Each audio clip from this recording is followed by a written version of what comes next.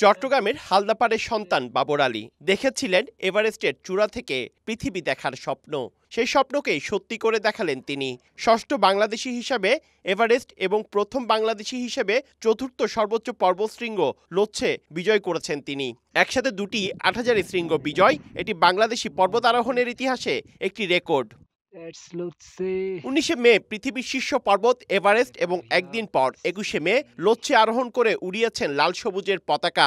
১ April যাত্রা শুরু করে ১০ এপ্রিল পৌঁছান বেস ক্যাম্পে। এভারেস্ট জয় করে ফেরার পথে পড়েছিলেন তুষার ঝড়ের কবলে। এক আহত পর্বতারোহীর কারণে সৃষ্ট মানবজটে সেই জায়গায় ঝড়ের মধ্যে ১.৫ ঘন্টা ছিলেন আটকে।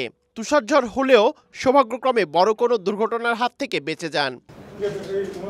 ২৯ মে এভারেস্ট ডে হিসেবে পালন করা হয়। সেই বিশেষ দিনেই গতরাতে দেশে ফিরে বুধবার সকালে নগরীর আলিয়েস প্রসেস মিলনায়তনে এভারেস্ট জয়ের গল্প শোনালেন বাবর আলী। তবে লোচ্ছে জয় বেশি আনন্দের ছিল বলে জানান বাবর। আমাকে লোচ্ছের ক্লাইম্বটা মানে বেশি আনন্দ দিয়েছে, কারণ এটার চ্যালেঞ্জটা, ডিফিকাল্টিসটা অনেক বেশি ছিল। ফেজ ধরে ক্লাইম্ব করতে হয়, তো পর্বতে মোটামুটি ৩ ধরনের ক্লাইম্ব হয়।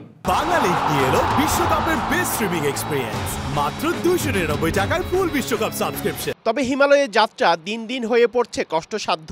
একদিকে স্নোফল কমে গেছে, বেরিয়ে আসছে ব্লু আইস, পানি পাওয়া যাচ্ছে না। জলবায়ু পরিবর্তনের কারণে এই অবস্থার সৃষ্টি হচ্ছে বলে জানান সদ্য এভারেস্ট জয় করা ডাক্তার বাবর আলী। গ্লোবাল ওয়ার্মিং এর ব্যাপারগুলো যে আছে, গত কয়েক বছরের মধ্যে এই বছর সবচেয়ে কম তুষারপাত হয়েছে। তবে চট্টগ্রামের সন্তান বাবর জানান এভারেস্ট জয় থেকেও সবচেয়ে বড় বাধা অর্থ সংগ্রহ। আমার বড় কোনো অ্যাডভেঞ্চারে যেতে হলে আসলে আমার চাকরি বাকরি ছাড়তে হয়, আমার নিজের সেভিংসে হাত দিতে হয়। ৩৩ বছর বয়সী বাবর আলী পেশায় চিকিৎসক হলেও তার নেশা পর্বত আরোহণ। ক্লাইম্বটা এনজয় করেছি বিপজ্জনক বা এগুলার চেয়ে। পার্থপ্রতিম বিশ্বাস, সময় সংবাদ, চট্টগ্রাম।